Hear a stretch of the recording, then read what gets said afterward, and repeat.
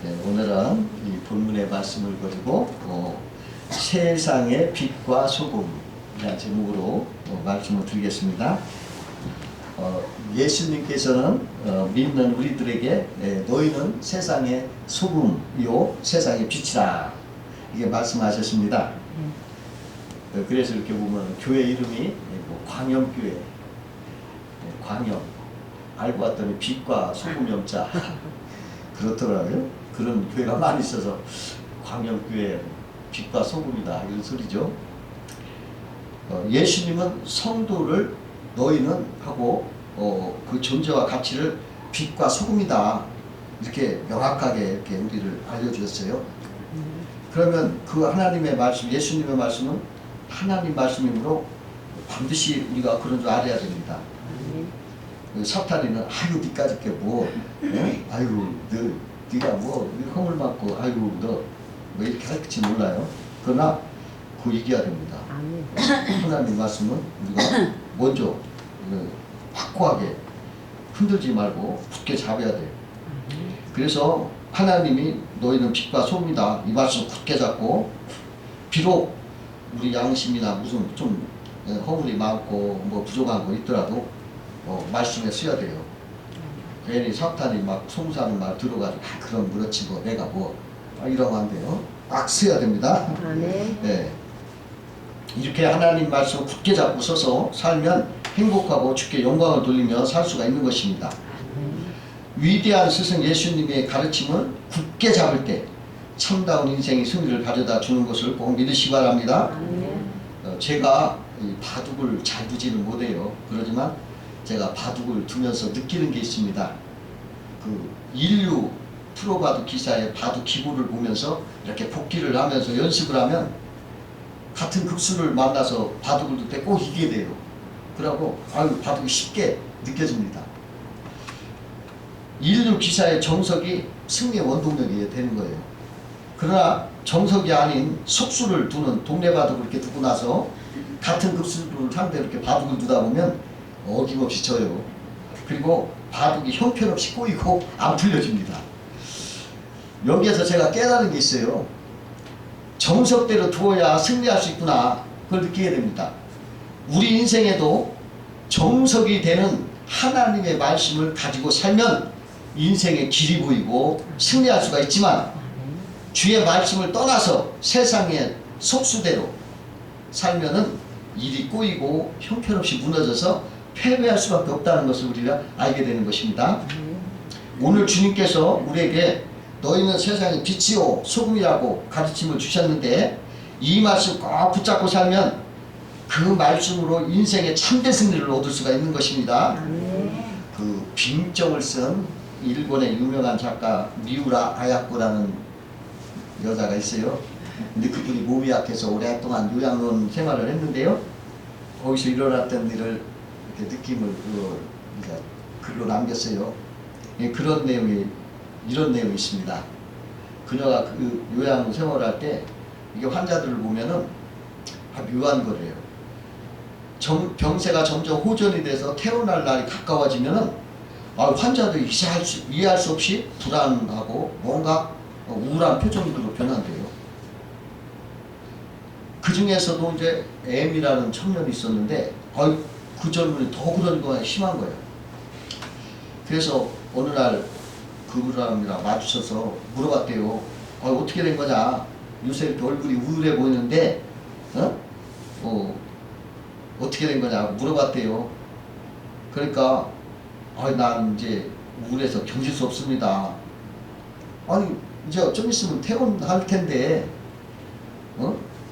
왜 그러냐고 그랬더니 내가 우울한 건 바로 그것 때문입니다. 난 지금 그동안에는 하루속히 병이 빨리 나았으면 하고 그건 목적으로 생활을 했지만, 그 목적이 이루어져서 퇴원하려고 보니까 내가 무엇을 해야 될지 모르겠다 그러는 거예요. 당신 직장에 복귀할 거 아니냐? 그렇죠. 제가 은행원이었습니다. 그리고 돈을 세고 주판을 놓는 일을 했습니다. 근데 그건 인간의 기계와 같은 것이었어요. 기계로도 할 수 있는 것을 사람 했던 것입니다.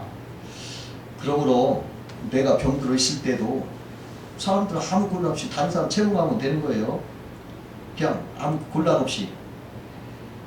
그 사람을 복충하니까 아무 지장 없이 계속되죠.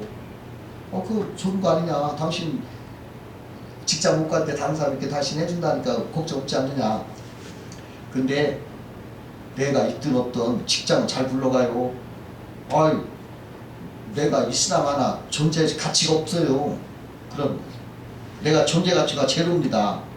그런 사람이 내가 직장에 복귀해 본들 내가 무슨 의미가 있겠습니까? 내가 없어도 은행은 자꾸 번창해서 막 지정도 생기더래요. 막 이렇게 얘기하면서 아주 우울해하더래요.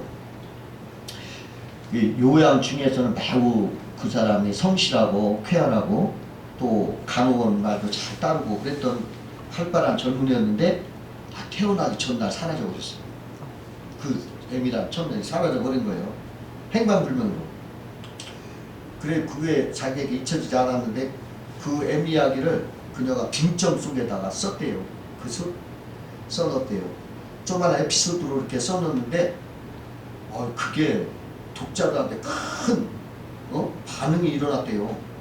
거기 소설 중요인물도 아니고 스토리에 그다지 관련 인물도 아닌 사람인데 왜 이렇게 독자들이 이 사람에 대해서 관심을 가지고 있는가, 왜 이렇게 많은 편지를 보내는가 이렇게 봤더니 누구나 사람마다 그렇게 그 젊은이처럼 마음속에 내가 존재 가치를 모르는 거예요. 내가 있으나 마나 자존감이 전부 없는 거예요. 그러니까 그 남자를 읽고서 나와 비슷한 그런 동정심이 생겨서 그렇게 편지를 보냈더라는 거예요.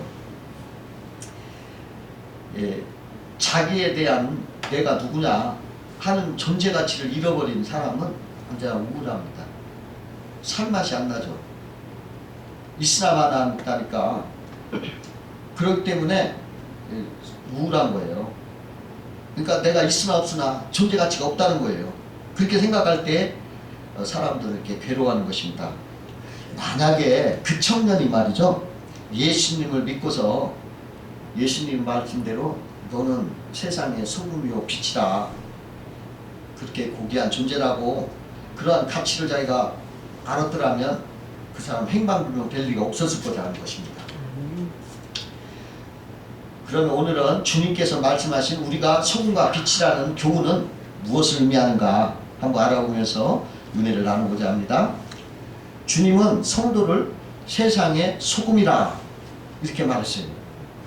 이 소금이라는 이 뜻은요, 성도는 몸이 건조한 세상을 맛있게 하는 필수적인 소중한 존재라는 뜻이 담겨 있어요. 그 옛날에 세 딸을 둔 임금이 있었습니다. 그 임금이 하루는 딸들에게 야, 세상에서 가장 귀한 것이 무엇이냐 물었어요. 그러니까 큰 딸은 아유 임금 그건 상금입니다. 둘째 딸은 아유 보석입니다. 근데 셋째 딸은 소금입니다. 그러니까 임금이 깜짝 놀랐죠. 의아했죠. 왜 소금이냐, 무엇이 소금이 귀하단 말이냐. 그러니까 셋째 딸이 웃으면서 하는 소리가 소금 귀한 줄 좀 알 때가 될 것입니다. 올 것입니다. 근데 그날 저녁 식사가 됐어요. 셋째 딸이 주방으로 가가지고 그 요리사한테 임금의 식사에 절대 소금 넣지 마라. 짠 거 절대 넣지 마라. 간을 하지 말아라.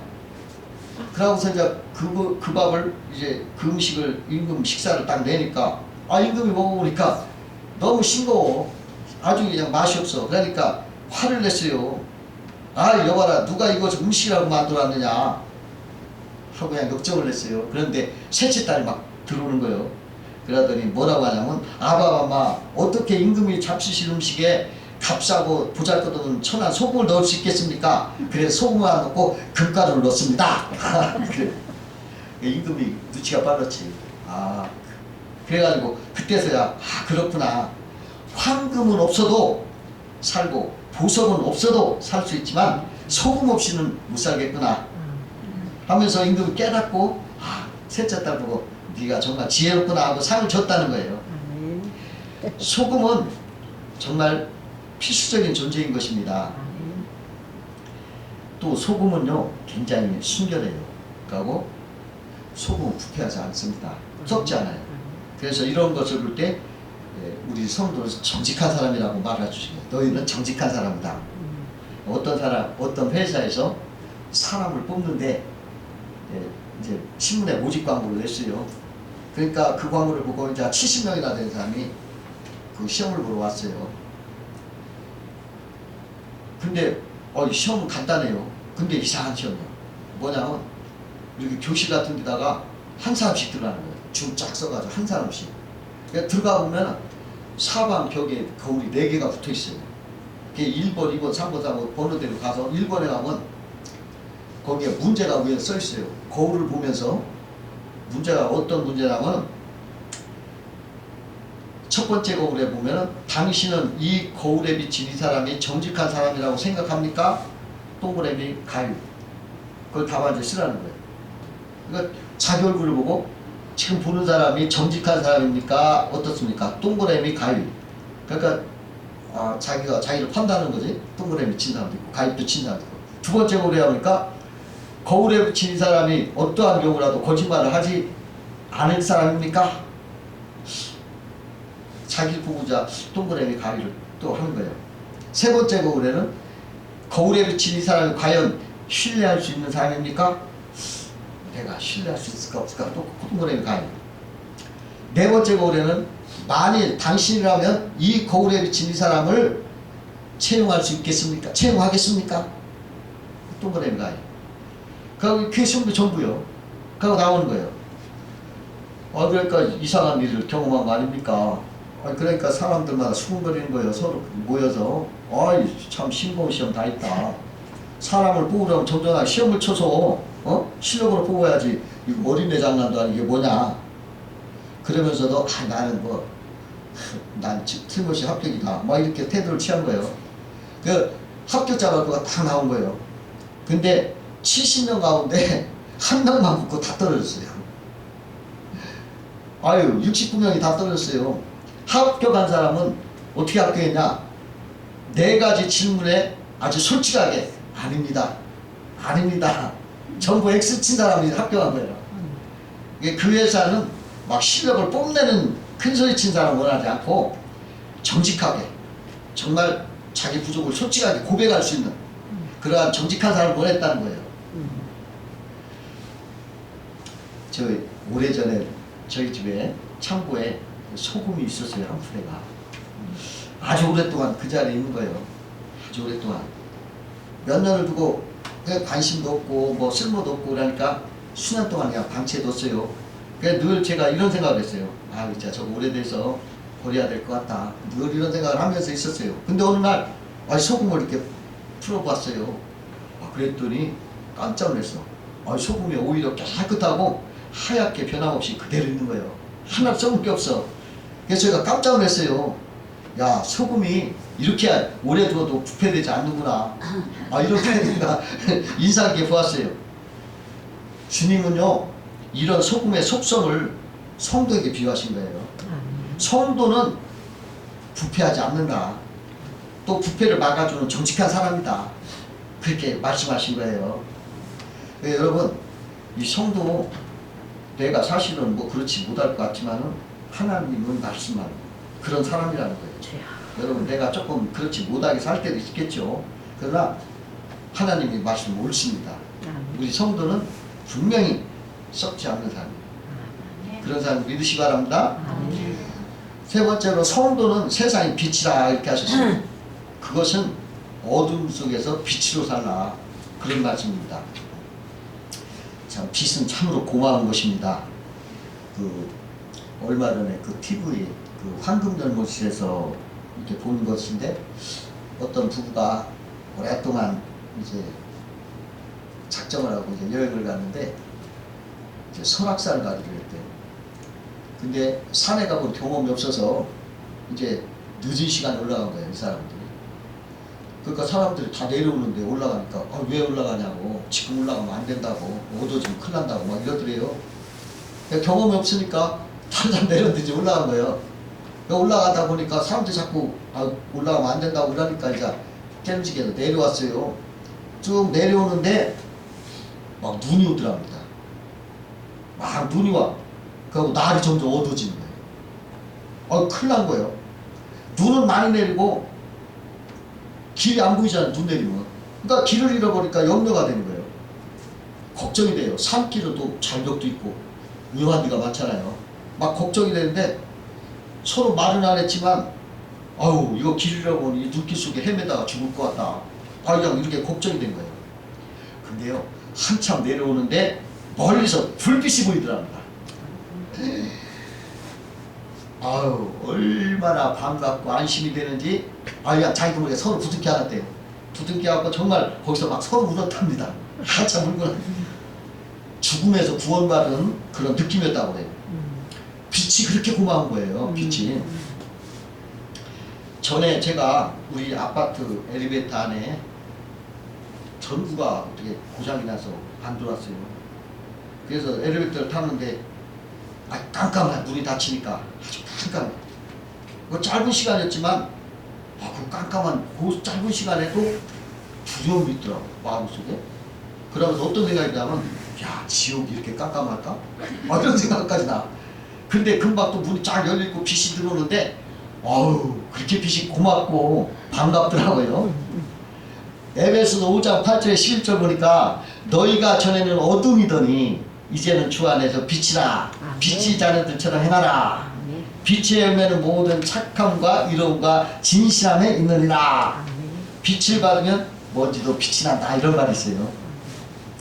그 미국의 정치가였던 벤자민 프랭클이라는 유명한 사람이 있는데 그분이 필라델피아에 살고 있을 때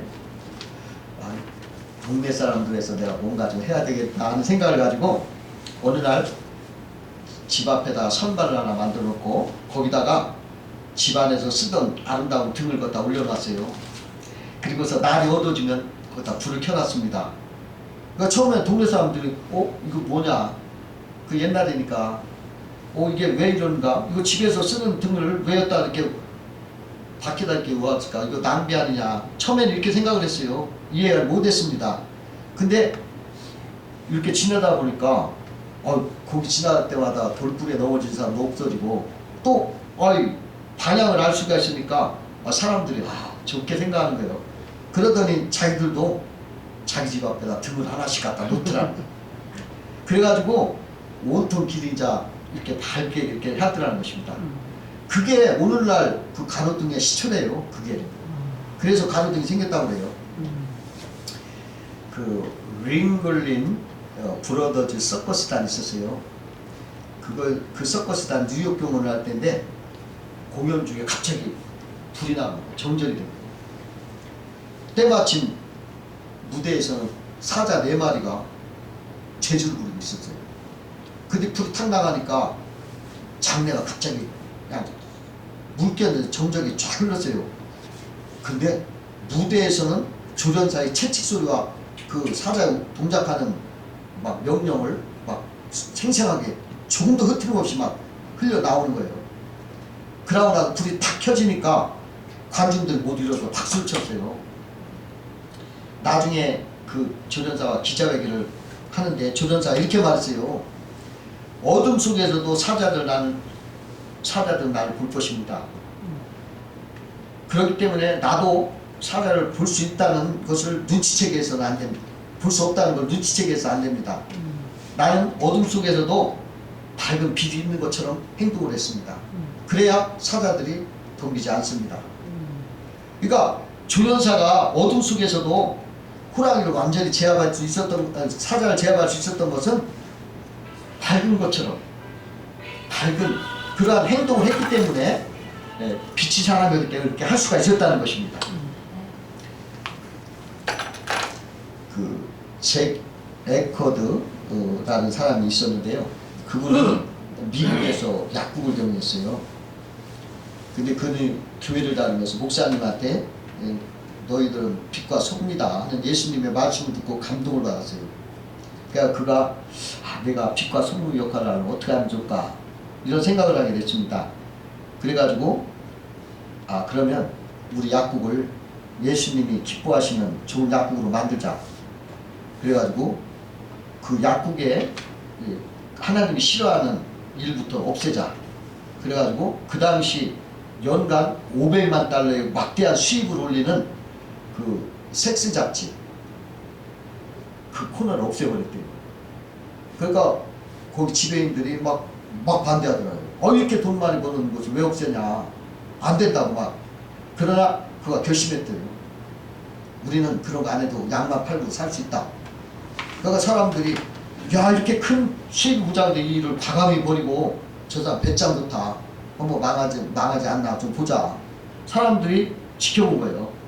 근데 앞만 봐도 망할 것 줄 알았는데 오히려 좋은 소문이 나가지고 약국이 더 잘 되는 거예요. 그러니까 다른 약국도 전부 이 일에 동조해서 그러한 섹스 코너를 싹 없애버렸어요. 그래가지고서 그 드래거라는 사람이 에커드라는 사람이 그 약국을 이렇게 뭐라고 할까요? 면세점이 생겼는데 1700가가 미국에 생겼다고 해요. 아주 최고의 큰 체인점이 됐던 거예요. 네 번째로 주님이 성도의 세상이 빛이라 하신 것은 긍정적인 삶으로 어둠 속에서도 빛나는 삶을 살라 이런 말인 것입니다. 그 1997년 산미그룹이라고 있었어요. 근데 거기서 부회장으로 일하던 사람이 IMF 구조를 통해서 자기가 책임을 지고 사표를 내고서 그 대기업 부회장이라는 사람이 호텔 견수 웨이터로 전직을 했어요. 그래가지고 아주 사람들이 화제가 됐던 사람인데요. 그 사람 이름이 서상록이라는 분이었는데 그분이 이런 글을 썼어요.